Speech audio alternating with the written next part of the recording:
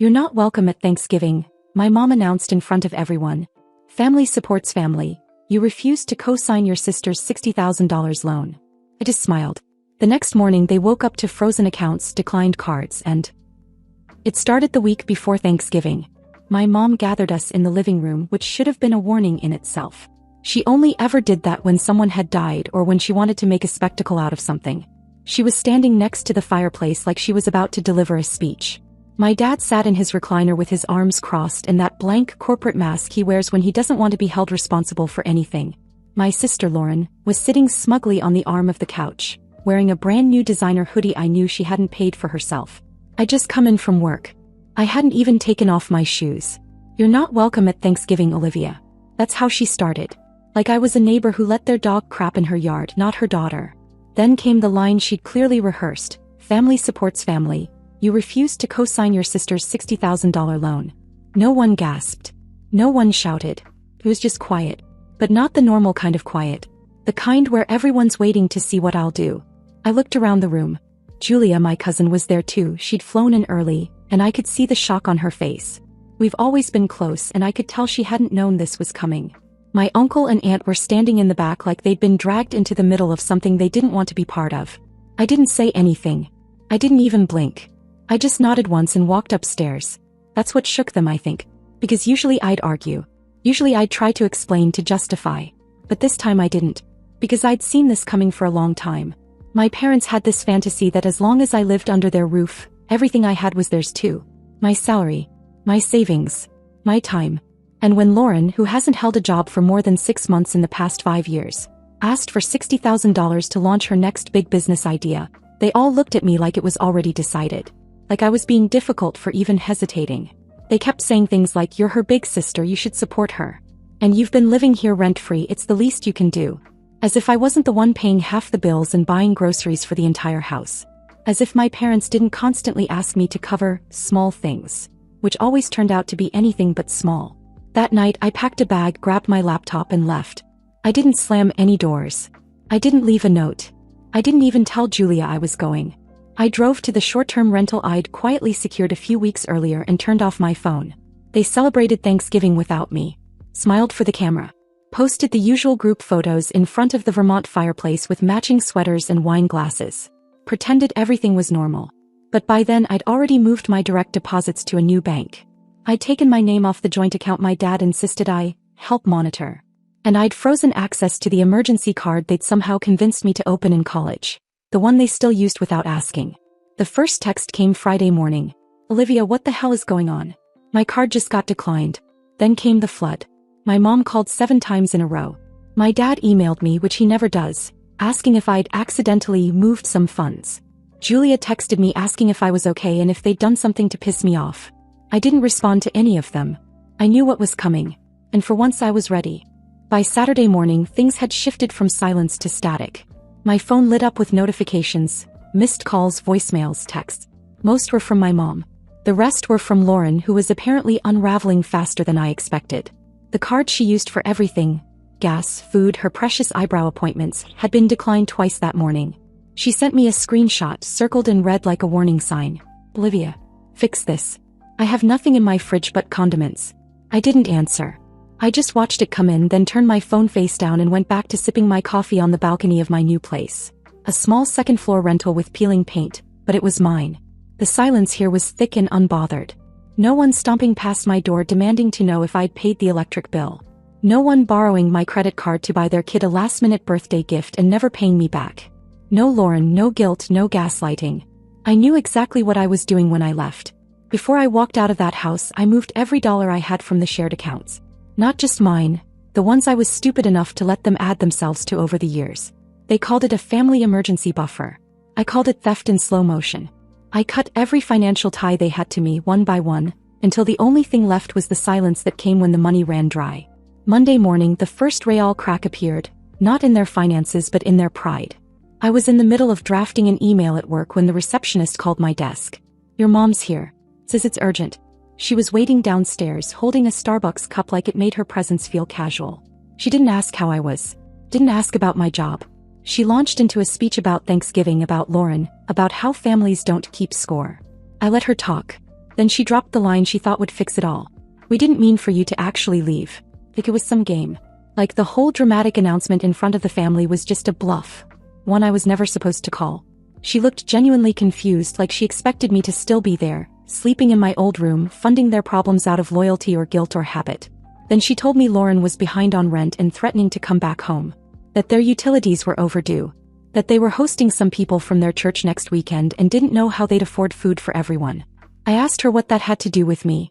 She blinked like I'd slapped her. I didn't argue. I didn't even explain. I just said good luck. Then I turned and walked back to the elevator. That night, Julia finally called. She said the family group chat had blown up. Lauren was telling everyone I'd stolen from our parents. That I'd taken their savings and left them with nothing. I didn't bother correcting her. I just said let her prove it. Let anyone ask for receipts. Let them check who paid the mortgage the last 2 years. Who bought the groceries. Who co-signed the car Lauren drove until she totaled it. By Wednesday the messages shifted tone again. My dad sent a long one about how disappointed he was. He said they were struggling now, really struggling, and asked if I could help just for this month until they figured things out. He didn't ask if I was okay. Just what I could give. I texted back, I'm not coming back. Not to the house. Not to the accounts. Not to the games. His reply came 5 minutes later. You'll regret this. Maybe he thought I would. Maybe he thought I'd miss the feeling of being useful. Being needed. But all I felt that night was peace. Thanksgiving Day came with freezing rain. The kind that clung to windows and soaked through jackets no matter how fast you ran to the car. I didn't run anywhere. I stayed in bed longer than usual, phone on silent, letting the quiet fill every corner of the small apartment. It still smelled faintly like the cinnamon candle I lit the night before. The floor was cold, the radiator clicked like it was trying its best, and I felt something I hadn't felt in a long time. Safe. Around noon I made coffee and opened my laptop just out of curiosity. I knew they'd be posting. They were addicted to appearances. And there it was, flannel pajamas, candles lit on the fireplace, an awkward group photo that looked stitched together with forced smiles. My mom had posted a story of the dinner table, but if you looked closely, it wasn't quite their usual spread. No full turkey. No expensive centerpiece. There was pie, but not her usual kind, looked like store-bought pumpkin. Lauren wasn't in most of the photos, and when she did appear she looked like she'd rather be anywhere else. Julia texted me a single line halfway through dinner. They served leftovers and lied about it. Turns out most of the Thanksgiving meal had come from a church donation box. They told the guests it was a new tradition to avoid food waste. My mom even passed it off like some kind of sustainability effort. Julia said my name came up at least 5 times. Not in anger, but like a puzzle they couldn't solve. No one understood why I hadn't reached out. Not even to argue. Especially not to apologize. That's when I realized how deeply they believed I was part of their machinery. Like I was an extension of their lives. They really thought I'd crack by the holiday and call in tears, asking to come home, offering to fix everything if they just let me back in. It had worked before. I didn't even flinch. Instead, I baked a tray of stuffing in my own oven. Nothing fancy, just from the box, but I seasoned it how I liked. Made roasted sweet potatoes, had wine from a bottle I bought with my own card, and watched a movie I hadn't had time to watch in years. When I paused it halfway through to eat dessert, I laughed at how ridiculous it was that I'd gone this long thinking peace was a luxury. Turns out, peace was just not living with people who drained you dry and still expected more. By Friday the facade began to crack. My dad called again. This time he didn't start with guilt or threats. He said Lauren's landlord had sent a warning about eviction. She'd missed 2 months of rent, apparently banking on a Thanksgiving miracle. He said Lauren had been sleeping until noon, refusing to job hunt and snapping at everyone who suggested it. I didn't need to ask what that felt like. I'd lived with her for years. Then came the real reason for the call. He wanted to know if I'd consider returning home temporarily. He said we could rebuild things. That we were stronger together. That I could help get everyone back on their feet. Help. He meant fund. I told him no. That I was done. That I hoped they figured things out, but I wouldn't be part of it anymore. He got quiet. Then he said something I could tell he'd been saving for the right moment. You're being ungrateful. I hung up. Saturday morning my mom emailed me. Long, formal, like she was writing to a landlord. She listed bills. Gas, electric, a missed car payment. Said they were trying to keep the house stable, but things were tight without my contribution. Then she asked for $2,000. Said it would help restore some balance. Said it would show I still cared. I thought about it for a long time. Then I sent it. Not because they earned it. Not because I forgave them. But because I wanted to be done. I wanted the line drawn so clearly that even they couldn't pretend otherwise. Along with the transfer I sent one message. This is the last time. 2 days later, Lauren texted me for the first time in over a week. That's it? Seriously? You're worth way more than that. I stared at that message for a long time. It was everything I needed to see, who she was, who they were, and what they thought I owed them. So I blocked her. Then I blocked my mom. Then my dad. I deleted the old family group chat, changed every password, and locked every account I could. That night I slept better than I had in years. And not once did I regret it. I really thought that would be the end of it. After I blocked them, it was quiet. For once, really quiet. Not just in my apartment but in my head. No buzzing of dread every time my phone lit up. No more wondering if they'd guilt-trip me or drag me into some mess. It was like I'd finally pulled the plug on the constant pressure to fix problems I didn't cause. I started sleeping better. I cooked meals that no one criticized. I rearranged my little apartment and bought a second-hand couch I didn't have to ask permission for. It wasn't fancy, but it was the first piece of furniture I'd ever picked entirely for myself. Every night, I lit a candle, played music, and sat on that couch in peace. Then 2 weeks after Thanksgiving, my phone rang, but it wasn't them. It was HR. They asked me to come to the office for a quick chat. That phrase should have tipped me off. I walked in, sat down across from my manager and the HR rep, and they handed me a printed email. No greeting. No signature. Just a long block of text sent from a generic Gmail account. The accusations were wild. That I was using company funds to support illegal family investments. That I was accessing confidential data during off hours. And that I'd been manipulating financial records for personal gain. It sounded like someone watched a few crime dramas and decided to try their hand at corporate sabotage. They didn't name anyone. But I knew. Immediately. Lauren couldn't reach me, so she went for my job. The HR rep said they weren't accusing me of anything, but they had to investigate every report seriously. I had to go through 2 days of meetings, digging through my activity logs and proving line by line that I hadn't done anything wrong. It shook me more than I wanted to admit. I'd worked so hard to build that career. Late nights, early mornings, pushing through burnout just to prove I deserved to be there. And now my own family was trying to tear it down. I drove home that night in silence. Sat in my car outside my apartment for almost an hour. I didn't even cry. I was too angry to cry. That's when I called a lawyer. Not for revenge. Not yet. Just to find out what protections I had. I gave her everything. The shared account records, the text about the $60,000 loan, the email from HR, and the voicemail my mom left from a new number pretending she was worried about me. The lawyer told me I had a case if it escalated. Defamation, harassment, even fraud if they touched anything in my name. She told me to start documenting everything. Every call. Every message. Every weird little thing they did. I didn't think it could get worse. Then Julia called. She sounded breathless. Angry. Said Lauren had been calling around to family, telling them I was in serious financial trouble, that I'd lost my job, that I was too proud to ask for help. She told them I was depressed, alone, mentally unstable. She told them I was blowing through money and might be in debt. She even said, and this part made my skin crawl, that if they wanted to help they could send donations to her account and she'd make sure I got it discreetly. Lauren had created an entire fake crisis, using my name, to collect money from relatives who didn't even like her. I felt something crack open inside me. I called my bank immediately and locked everything down. Changed every password. Froze my credit. Filed a fraud alert. The next morning I went to the police station and filed a report. I didn't know if they'd do anything right away, but I needed something on record. If she so much as opened a Target card under my name, I wanted her stopped cold. Then I made one final move. I recorded a video. I didn't post it publicly. I just sent it to Julia. In it, I calmly laid out everything. The family financial abuse. The attempted loan scam. The HR report. The fraud scheme Lauren was now pulling. I asked Julia to show it to anyone in the family who asked. Let them see my face. Let them hear the truth from my mouth, not Lauren's. The fallout started slowly. One of my uncles messaged me an apology. My aunt, the one who always acted like Lauren walked on water, sent me a long, awkward email about how she didn't know the full story. And Julia texted me. They're finally seeing her for who she really is. But I wasn't celebrating. Not yet. Because people like Lauren don't go quietly. And I had a feeling this wasn't her final move. December slipped in like an unwanted guest.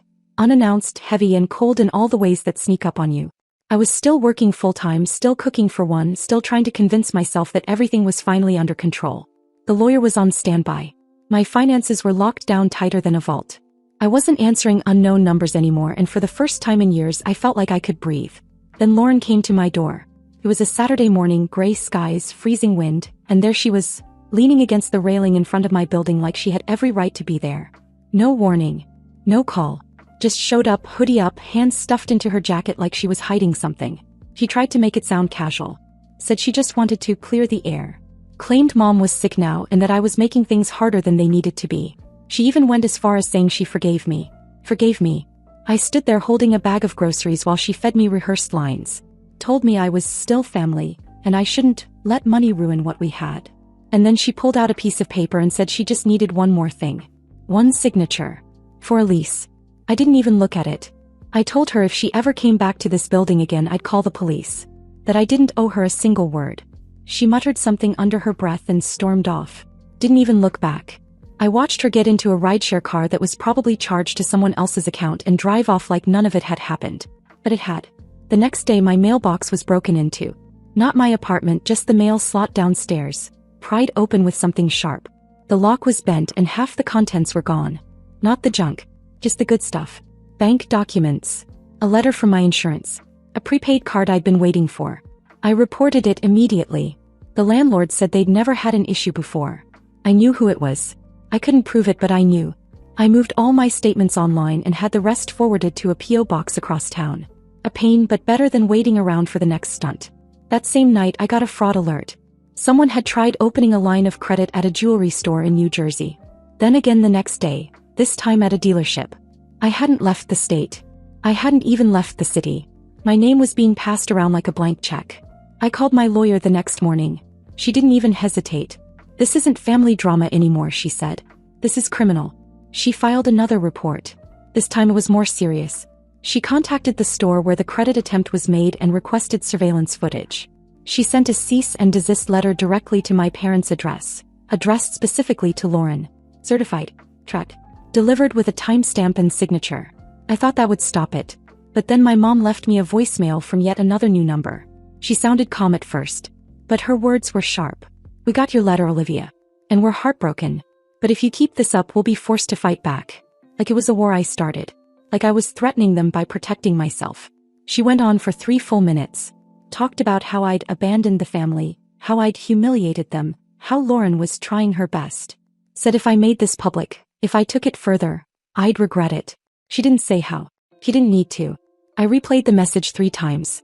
Not because I didn't understand it, but because I wanted to remember every word. The next morning I gave the lawyer the voicemail. She filed it into the growing folder labeled Family Harassment and Fraud Olivia M. I didn't cry. I didn't panic. But something in me shifted. This wasn't miscommunication anymore. It wasn't a family falling out or a bad holiday. It was sabotage. It was calculated, dangerous, and personal. And they weren't just trying to bring me back. They were trying to ruin me if I didn't. I sat on my used couch that night in the glow of a single lamp, the room dead quiet. I looked around at everything I'd built, small as it was, and realized something brutal. They weren't trying to get me back. They were trying to make sure I had nothing without them. And that was the last mistake they'd ever make. January rolled in quiet and heavy, like the kind of silence that doesn't mean peace, just a pause before something worse. I had done everything right. Locked down my credit. Moved my banking. Filed the police report. Forwarded everything to my lawyer. I rotated passwords weekly, flagged all inquiries, and set alerts for any activity tied to my name. I thought I was ahead of them. I thought I'd built a wall too high for them to climb. But they didn't need to climb. They started digging under. The first sign was small. My landlord left a note on my door. Please come by when you have a moment. No big deal, or so I thought. When I stepped into his office, he looked uncomfortable. Said he'd received an anonymous email. No name. Just a generic address. It accused me of bringing criminal attention to the building, said I was under investigation for fraud, and had been involved in a family dispute that turned violent. I stared at him in disbelief. He looked down and said he didn't believe it, but he had to document it. For the building's safety. They were trying to get me evicted. The moment I got back to my apartment, I sat down and wrote a complete timeline. Not just the attacks, but how each one escalated. First the cosign guilt trip, then the public Thanksgiving humiliation. The frozen accounts, the mailbox break-in, the fake HR report, the credit fraud, the smear campaigns. Now this. Every incident tied back to them. But what chilled me most? They were willing to make me homeless. Just to punish me for saying no. I called my lawyer that night. He didn't hesitate. She told me to prepare everything for a formal protective order. This was beyond harassment now. It was targeted, deliberate, and malicious. I gave her all the documents, messages, voicemails, even a printed copy of the anonymous eviction email. Then came the final voicemail from my mom. New number again. She said they got the cease and desist. That they were shocked I'd go that far. She claimed they never meant to hurt me, just wanted to push me back to reality. Then she said it. If you take this further, Olivia, you're not just cutting us off. You're declaring war on your own family.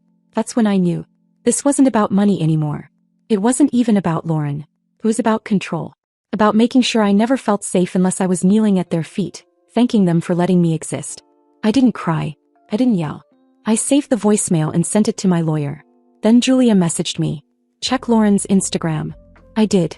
And there was a carousel of photos. Her looking sad on the porch, a blurry shot of my childhood bedroom, and a caption that read, I lost my sister this year. Not to death but to greed. She chose money over family. Over me. Hundreds of likes. Dozens of comments from people who didn't know me, didn't care to ask, telling her how strong she was. One said, you deserve better. Blood doesn't mean loyalty. I almost laughed. Then Julia sent me a screenshot from Lauren's alt account. A comment she'd posted under her own photo, using a fake profile. It said, she'll come crawling back. They always do. That was the moment something in me snapped. Not with rage, not even sadness. Just clarity. They weren't trying to win me back. They were trying to erase the version of me that didn't need them. So I wrote one last email. Sent it directly to both of them. Just 3 lines. I am no longer your daughter. You are no longer my responsibility. Try me again and we'll settle this in court. Then I vanished. Moved apartments. New job offer in a new city. No forwarding address.